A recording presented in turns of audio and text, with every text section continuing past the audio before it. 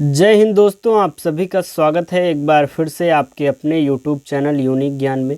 आज हम BA 6 semester political science paper first का चैप्टर 4 पढ़ेंगे, जिसमें हमें पढ़ना है प्राचीन विचारक जैन संप्रदाय के विचारों को हमें पढ़ना है। ये हमारा जो प्राचीन विचार लगा हुआ है हमारे सिलेबस में, उसका लास्ट एक प्रकार से टॉपिक होगा। इसके बाद हम मेडिवल थॉट पढ़ेंगे। इसके पहले हमने 3 विचारकों को, 3 मतों को हमने आपको पढ़ा दिया है। अगर आपने नहीं देखा हो तो चैनल पर विजिट कीजिए, आपको वहां पर मिल जाएगी सभी क्लासेस। आपको सिलेबस भी वहां पर देखने को मिल जाएगा। अगर आप PDF नोट्स प्राप्त करना चाहते हैं तो आप हमारे टेलीग्राम चैनल को ज्वाइन कीजिए, वहां पर सभी क्लासेस की PDF नोट्स आपको प्रोवाइड कराई जाती हैं। अगर आप चैनल पर नए हैं तो चैनल को अवश्य सब्सक्राइब करें, अपने दोस्तों के पास वीडियो शेयर करें। कोई भी क्वेश्चन आपको पूछा ना हो या समझ में ना आया हो इस पूरे लेक्चर को देखने के पश्चात, तो आप कमेंट करके पूछ सकते हैं। तो चलिए शुरू करते हैं। जैन संप्रदाय के क्या विचार रहे थे, जैन संप्रदाय आखिर था क्या और उसकी स्थापना क्या कब हुई थी। ईस्वी पूर्व 6ठी शताब्दी की धार्मिक क्रांति में जैन धर्म के विशेष योगदान दिया हुआ था। वह तत्कालिक धर्मों में से एक प्रमुख स्थान रखता था, जिन्होंने भारत के धार्मिक जीवन पर पर्याप्त प्रभाव डाला था। हमने जैसे कि अग्नसूत्ता में आपको बौद्ध धर्म के विषय में कुछ बातें बताई थी। जिस प्रकार बौद्ध धर्म ने भारत में अपना एक प्रकार से छाप छोड़ा था, भारत ने सुधार किए थे, उसी प्रकार जैन संप्रदाय, जैन धर्म ने भी एक प्रकार से अपना विशेष योगदान दिया हुआ था। यद्यपि बौद्ध धर्म की भांति जैन धर्म कभी भी देशव्यापी धर्म न बन सका, फिर भी यह महत्वपूर्ण बात है कि वह अपनी जन्मभूमि भारत में बौद्ध धर्म की अपेक्षा अधिक चिर अस्थायी हुआ। जो बौद्ध धर्म था वह एक प्रकार से देशव्यापी बन चुका था, विभिन्न देशों में उसकी प्रचार प्रसार हो चुका था। लेकिन जो जैन धर्म है वह जहाँ पर अर्थात भारत में उसका जन्म हुआ था, जैन संप्रदाय का, जैन धर्म का, तो भारत में वह एक प्रकार से विस्तार उसका अच्छे से हुआ था। आज बौद्ध धर्म जो है भारत में लुप्त प्राय हो गया है, परंतु जैन धर्म के अनुयायी यहाँ काफ़ी संख्या में पाए जाते हैं और देश में स्थान पर उनके मंदिर भी पाए जाते हैं। जैसा कि हमने बताया कि जो बौद्ध धर्म है वह देशव्यापी हो चुका था, लेकिन अगर हम वर्तमान समय में देखें तो बौद्ध धर्म हमारे भारत देश में बहुत कम देखने को मिलेगा, परंतु जैन संप्रदाय के, जैन धर्म के कुछ मंदिर हमें अवश्य देखने को हमारे देश में मिल जाएंगे और उसके फॉलो करने वाले लोग भी हमें मिल जाएंगे। जैन धर्म ईसा पूर्व 6ठी शताब्दी से पूर्व की देन है। इसका इतिहास बहुत प्राचीन है। कुछ विद्वानों का मत है कि जैन धर्म पूर्व ऐतिहासिक है। कतिपय कुछ विद्वानों के अनुसार ऋग्वेद में कुछ तीर्थंकरों के नाम मिलते हैं। यजुर्वेद के अनुसार ऋषभदेव धर्म प्रवर्तकों में श्रेष्ठ है।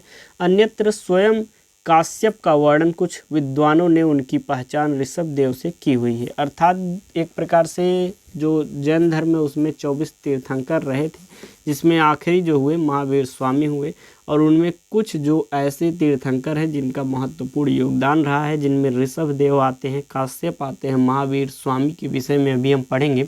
यद्यपि पुष्ट प्रमाणों के अभाव में इन्हें जैन तीर्थंकर स्वीकार करना कठिन है। जो काश्यप है उनको जैन तीर्थंकर कठिन है उनको, और फिर भी यह संभव है कि जैन धर्म के बीज महावीर स्वामी से बहुत पहले बोए जा चुके हैं। एक प्रकार से जब महावीर स्वामी का जन्म हुआ उससे बहुत पूर्व जो है जैन धर्म की शुरुआत हो चुकी थी। यद्यपि जैन धर्म के संस्थापक महावीर स्वामी नहीं थे, तथापि इस धर्म को पल्लवित करने का श्रेय जो है महावीर स्वामी को जाता है।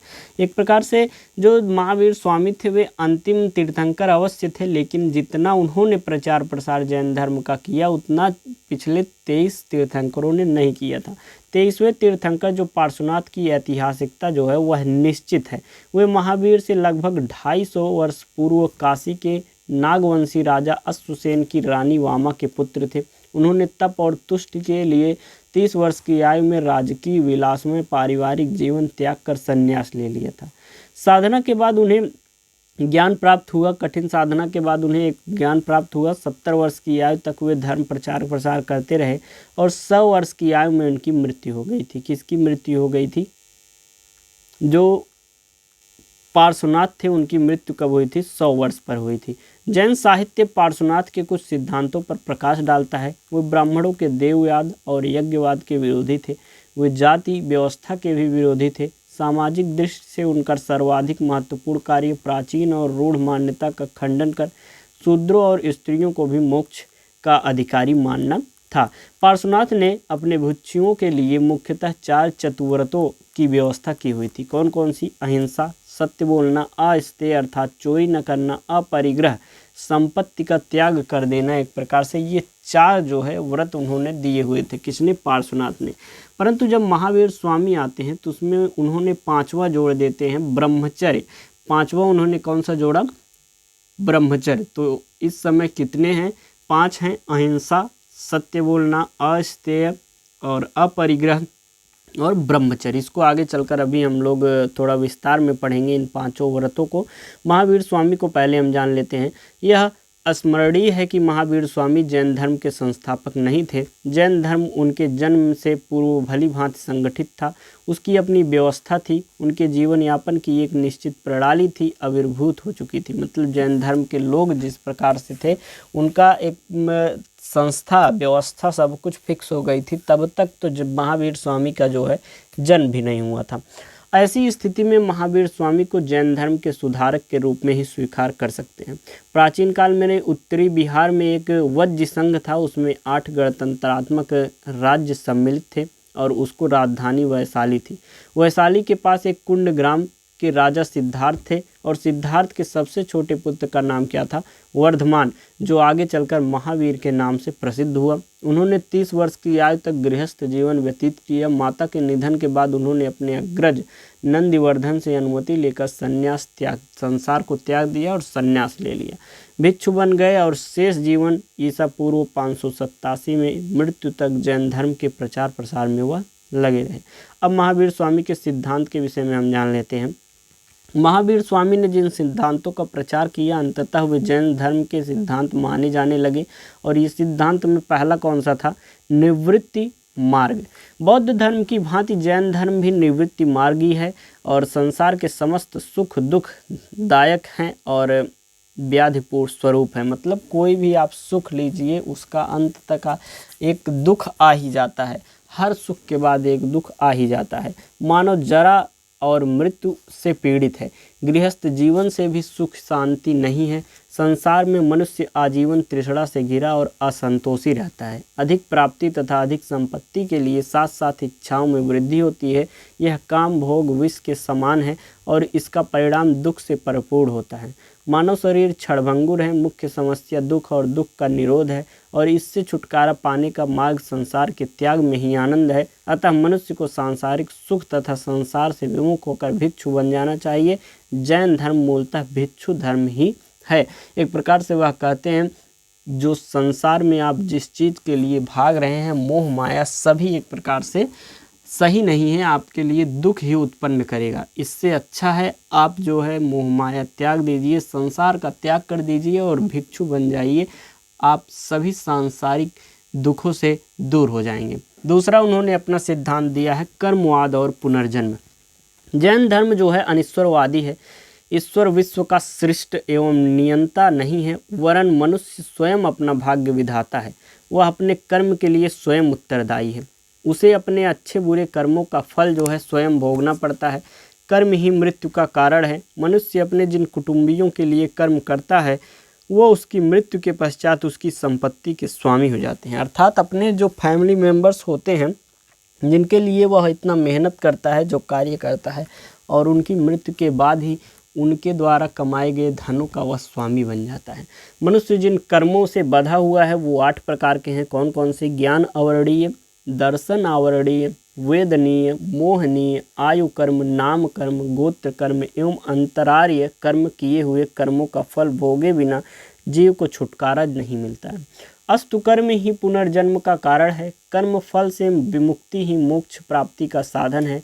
कर्म के बंधनों का अंत करने के लिए अथवा मोक्ष प्राप्त करने के लिए महावीर स्वामी ने 3 साधन बतलाए हैं, जिसे त्रिरत्न कहा गया है। जैन संप्रदाय में त्रिरत्न किसे कहा गया है पूछा जाए तो आप बताएंगे सम्यक ज्ञान, सम्यक श्रद्धा और सम्यक आचरण जो है, इसे ही त्रिरत्न जैन धर्म में कहा गया है। तीसरा उन्होंने अपना सिद्धांत दिया अनेकात्मवाद। जैन धर्म के अनुसार जिस प्रकार जीव भिन्न भिन्न होते हैं उसी प्रकार उनमें जैन धर्म सभी प्राणियों में एक ही आत्मा को नहीं मानता। अर्थात जिस प्रकार जीव भिन्न भिन्न होते हैं उनकी आत्माएं भी भिन्न भिन्न होती हैं और उनका कहना है कि उसकी आत्माएं भी भिन्न भिन्न होती हैं। और इस प्रकार जैन धर्म अनुसार यदि सभी चीज़ों में एक ही आत्मा होती तो एक दूसरे के पृथक रूप में न पहचाने जा सकते और न ही भिन्न भिन्न गतिविधियाँ होती। अर्थात जो अलग अलग एक ही आत्मा अगर विभिन्न जीवों के अंदर होती तो उनकी जो गतिविधि है वो भिन्न भिन्न ना होती, एक जैसी होती। इसलिए ये कहते हैं ईश्वर जो है वह एकात्मवाद के स्थान पर अनेकात्मवाद का प्रतिपादन करता है। उसके अनुसार प्राणियों में ही नहीं अपितु जड़ वस्तुओं में भी आत्मा होती है, किंतु प्रत्येक प्राणी और वस्तु की स्थिति भिन्न भिन्न होती है और उसमें चेतना भी न्यूनाधिक मात्रा में भिन्न होती है। चौथा उन्होंने सिद्धांत दिया अंश मोक्ष या निर्वाण। मोक्ष प्राप्त करना जैन धर्म का चरम उद्देश्य है। प्रत्येक प्राणी के जंतु के दो एक प्रकार से मोक्ष होते हैं, दो अंश होते हैं, भौतिक अंश और दूसरा होता है आत्मिक अंश। भौतिक अंश क्या होता है उन्होंने बताया, भौतिक अंश जो है वह अशुद्ध अंधकार युक्त एवं नाशवान होता है और आत्मिक अंश जो होता है वह विशुद्ध प्रकाशवान एवं अनश्वर होता है। जीव के भौतिक अंश का नाश कर दिया जाए तो आत्मा का प्रकाश दिखाई देने लगेगा और इस प्रकार का दर्शन ही निर्वाण कहलाता है। यह भौतिक अंश के विनाश के बाद पूर्ण विशुद्धि, प्रकाश, अनश्वरता, अनंतता, असीमता की आनंदपूर्ण स्थिति है। इस स्थिति को प्राप्त करके मनुष्य को पुनः जन्म नहीं लेना पड़ता और आवागमन के चक्र से वह क्या हो जाता है, मुक्त हो जाता है। अगला उन्होंने बताया स्यादवाद।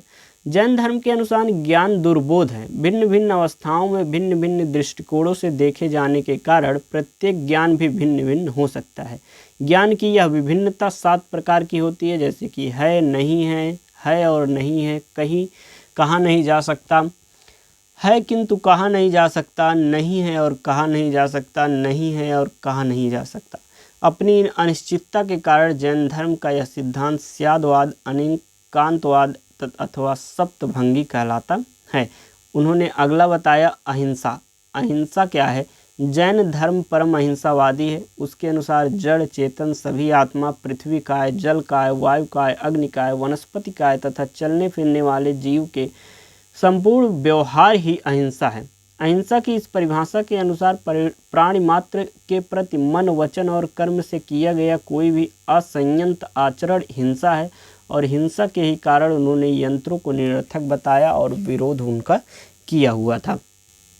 अगला सिद्धांत है शुद्ध आचरण पर बल। एक प्रकार से शुद्ध आचरण पर लोगों को बल देना चाहिए, ऐसा सिद्धांत कौन देता है? महावीर स्वामी, और यही जैन संप्रदाय का भी सिद्धांत है।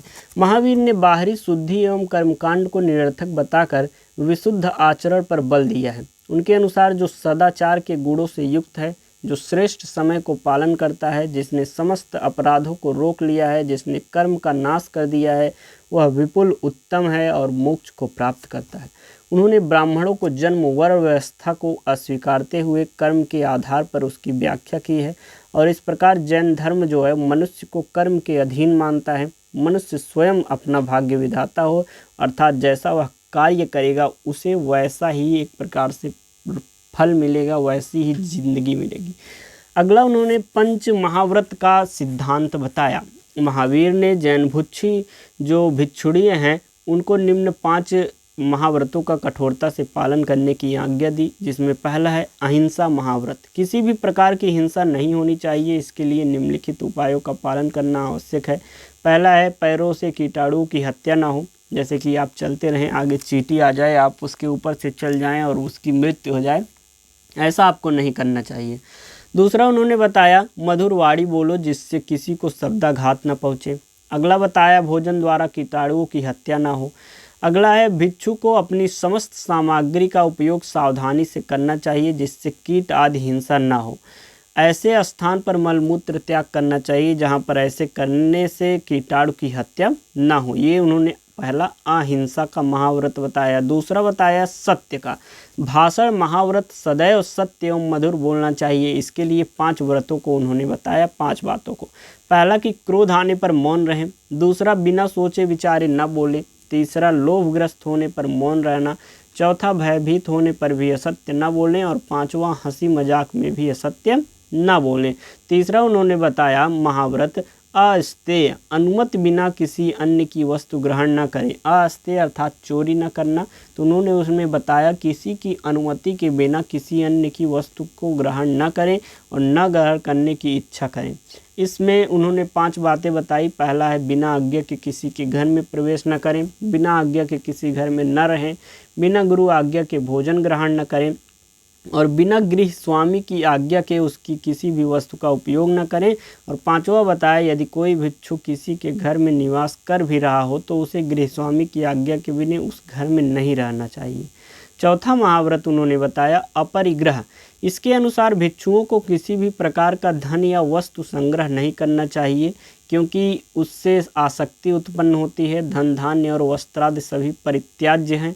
इससे अतिरिक्त इंद्रियों के विभिन्न विषयों में भी अनासक्ति अपेक्षित होती है। अगली बात बताई ब्रह्मचर्य महाव्रत। ब्रह्मचर्य का पूर्ण पालन अनावश्यक है, एक प्रकार से आवश्यक है। इस विषय में भी 5 बातें उन्होंने बताई, जिसमें पहला था कि किसी स्त्री से बात न करें। दूसरा उन्होंने बताया किसी स्त्री को न देखें। तीसरा स्त्री संभोग का ध्यान भी न करें। चौथा स्वल्प आहार लें। और 5वां उन्होंने बताया जिस घर में कोई स्त्री रहती हो वहाँ पर न रहें। 5वां जो है 9वां उन्होंने सिद्धांत बताया पंच अणु व्रत। सभी लोग संसार त्याग कर भिक्षु जीवन यापन नहीं कर सकते, इसलिए जैन गृहस्थ के लिए 5 व्रत बताए गए हैं। यह संभव नहीं है कि भिक्षुओं की भांति गृहस्थ अत्यंत कठोर व्रतों का पालन नहीं कर सकते, अतः उनके सरल रूप को पंच अणु व्रत के रूप में पालन करने को कहा, जो इस प्रकार हैं, जिसमें भी सत्य, अहिंसा, अस्तेय, अपरिग्रह और ब्रह्मचर्य है। इस प्रकार हमने जैन संप्रदाय के सभी विचारों को पढ़ लिया, उनके सिद्धांतों को पढ़ लिया। 24 तीर्थंकर थे और उन्होंने त्रिरत्न दिया है और इन सभी बातों को हमने पढ़ लिया। अगला चैप्टर हम पढ़ेंगे मॉडर्न थॉट के विषय में, मेडिवल थॉट के विषय में। मेडिवल थॉट में आपके हैं बर्नी के साथ हैं अबू फजल। इन दोनों लोगों को हम अच्छे से पढ़ेंगे। चैनल पर बने रहिए, वीडियो लाइक कीजिए, दोस्तों के पास शेयर कीजिए और कमेंट करके कुछ भी ना समझ में आया हो तो अवश्य पूछिए। यह जो सिलेबस है आपका दूसरों के विचार को पढ़ना है, इसलिए आपको थोड़ा दिमाग तो लगाना पड़ेगा, याद करना पड़ेगा। तो ध्यान से देखिए और PDF जो दिया जा रहा है उसको आप रिवीजन कीजिए। धन्यवाद, मिलते हैं अगले वीडियो में।